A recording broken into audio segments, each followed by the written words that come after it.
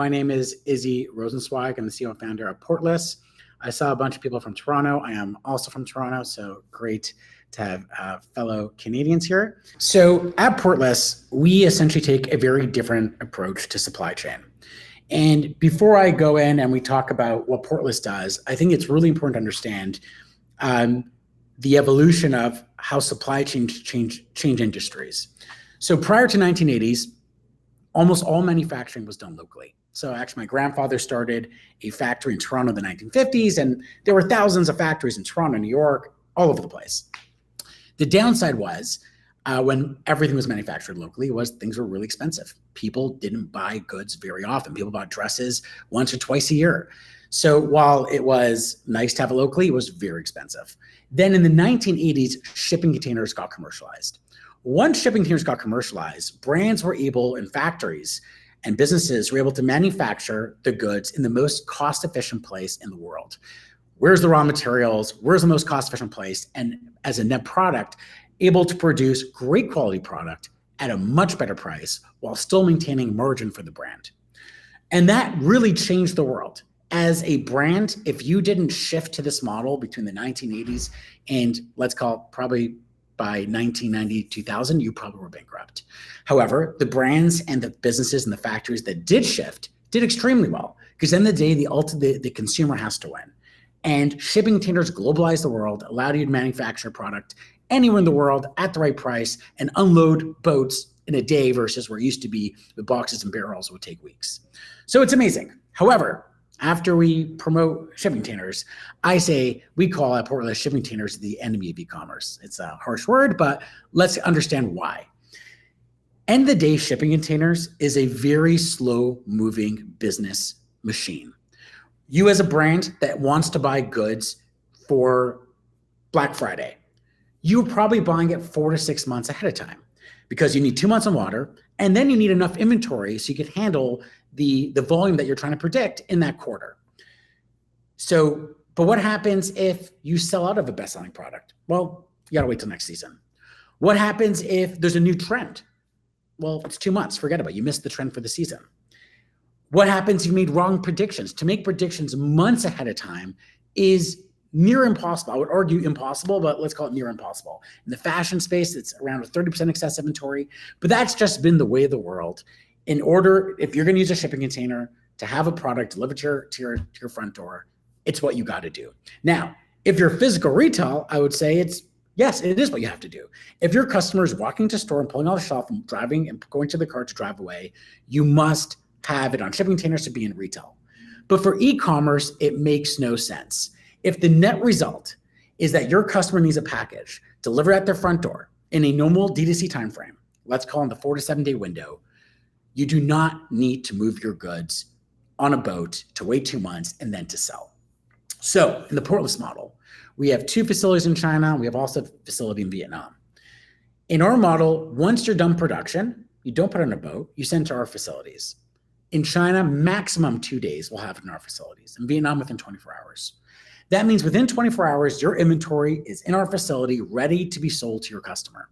We get an order, we'll pick, pack, and have that order delivered on average on our priority lines, 5.5 days, and on our standard line, 7.5 days. So a consumer makes an order, within 24 hours, they get a USPS tracking number or a Uni or one of the regional carriers, and it'll be at their front door, local label, custom packaging to the brand or non-custom packaging, what the brand wants, but a fully normal experience for the consumer. Again, and we do this in 55 countries. We do it to US, we do it to UK, to Australia, to Canada, all over Europe. Every market we do business in and we deliver to is a local experience to the end consumer. I saw someone come from London. We do Royal Mail, 5-day delivery to London. So end consumer, make an order, 5 days later in London, Royal Mail is dropping off a package, fully local experience. But for the brand, it fundamentally changes cash flow. It fundamentally changes how you run a business from an inventory perspective. So issues in today's traditional supply chain. You buy a product, it's crushing it. It's October 31st, or you realize you have a great product. Oh man, I wish I had more of it. It's like stuff for Black Friday. In traditional model, it's just not gonna work. In our model, go back into production. You'll be early for Black Friday. you'll have enough facilities 24 hours after production. So you can start producing inventory and product in season, capturing the demand that was generated, that your business is generating. Now, overestimating demand. Well, historically, if you want to take a new collection, you got to take a big bet because you want a new collection, you want enough to sell, you want to capture the hopeful demand. That leads to a lot of excess inventories. In our model, you take smaller inventory bets. You get the data very quickly, and then you double down. So these, both sides of the coin of being out of stock should be a thing of the past as long as you're producing, and having excess inventory could be a thing of the past for brands in our model. It allows you to launch products faster. You could capture TikTok trends, whatever trends are working, produce it in demand. And last thing, we could do this not only to the US market and a US customer that wants to historically sell into Australia, either you're shipping a container to Australia or using Globally, which is a very expensive version. Our shipping rates start at $5 at a quarter pound versus in Globally, you're doing a DHL, which is a $30, $40 transaction. So fundamentally changes the way business is done from a cash flow model and from an inventory management model. And here's just an example. Let's just say you have an average inventory turnover time of 90 days. In a traditional model, we give an example of 100,000. It could be a million, it could be 10 million. But let's give an example of $100,000. In this case, your $100,000 is locked up for 90 days. You have lead time, and then you got to sell it over 90 days. Versus in our model, if you have 30 days of inventory, because you could constantly stock, and again, you can play with the number. Is it 30, 45 days? But in this case, 30. That means your inventory is tied for 30 days, and you just freed up $66,000 of inventory. So even how much money is tied inventory, meaning it's not only avoiding excess inventory, is how much money do you need in inventory to begin with? And then what could you do in this case with $65,000 freed up? You could do marketing, you could scale to new geos, you can invest into new ideas with SKUs, you could avoid loans. As much as Shopify is great, why take their loans if you don't need to have that money stuck in inventory? So it fundamentally changes the cash flow model. There's a recent other advantage in this model, which is, when do you pay taxes? If you are a brand bringing $1 million of goods in a shipping container, the day it hits the port, and let's say you're selling t-shirts, you haven't sold a single t-shirt yet, you need to write a check for about $500,000 to the CBP, because in order to cross the border, you got to pay the import tax. Now you're out $1.5 million. You haven't sold a single t-shirt. That is brutal on cash flow. In the portless model, not only do you have agile inventory, not only do you have less money in inventory, not only are you avoiding excess inventory and being efficient on out of stock, you don't need to lay out working capital on import tax when you haven't sold it yet. So when you have, in our model, only once you sell your t-shirt, you sell your item, you collect the money from the customer, at that point we take it and then we ship it to the US. At that point, you're paying import tax. So you got to pay the import tax to the US. De minimis is gone, but you're only paying the import tax after you made the transaction. And again, from a consumer perspective, 100% normal experience. They have no idea it came from over the border. We pay the taxes as we do the clearance into the country. So it is 5.5 day priority, 7.5 day for standard, 100% local experience for the consumer. But a brand fundamentally opened cash flow on inventory, on laying out taxes, and all the different areas where a traditional brand their money would be stuck.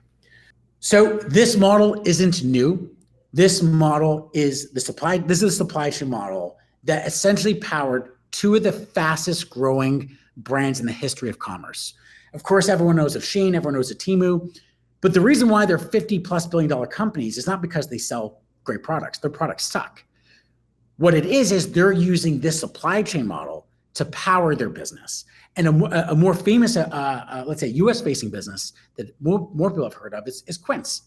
Quince just raised, I believe it was $200 million at a $4.5 billion valuation. They built their entire business on the direct supply chain model, avoiding excess inventory, optimizing cash flow, being more efficient in every part of their business. And that's what Portless does. Portless works with hundreds of American and European brands and Australian brands, where instead of having inventory in either multiple hubs or in your local market, you store it with Portless. We get your inventory very quickly. You send us orders. We connect all the tech stacks, ERP systems and Shopify or whatever you're built on.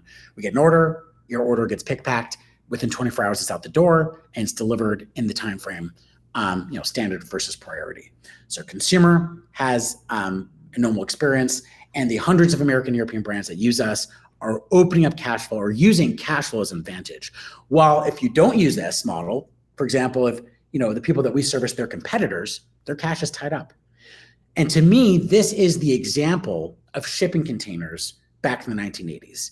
If you're an e-commerce brand and you are not going to be shifting to the evolving space of supply chain, you're going to have a harder time competing year after year against competitors that are, because they're better cash flow efficient, they make better margins, they're scaling in season, they're avoiding excess inventory. For us, what we see is this is the future for e-commerce on how to run healthy cash flow running businesses. So as mentioned, cash flow is the foundation, how fast you're reducing inventory, how fast you can restock. You have higher margins as opportunity, depending obviously on what weight tier you're in. Our shipping rates start at $5. We have cheaper warehousing, more cost to pick and pack.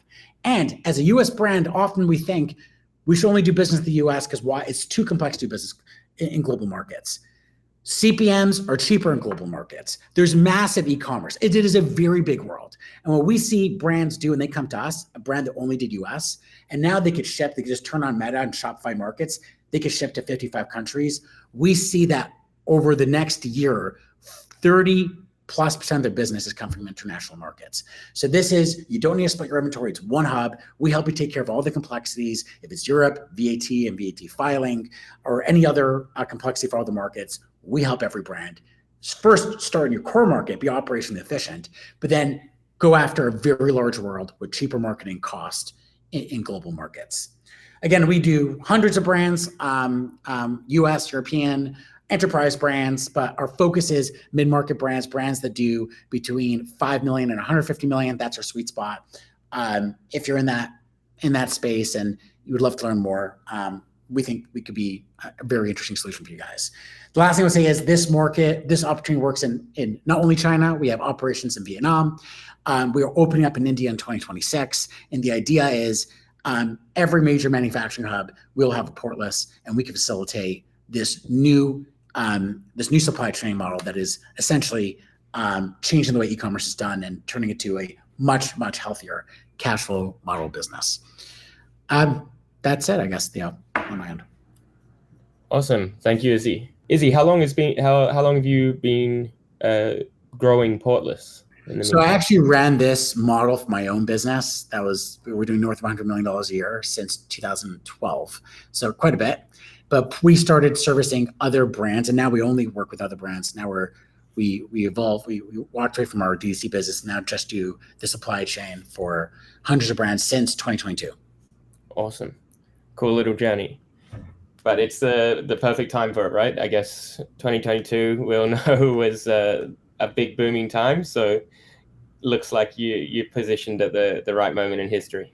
Yeah, it was iOS 14 rollout when DTC brands were having a harder time with attribution. So yeah, that model.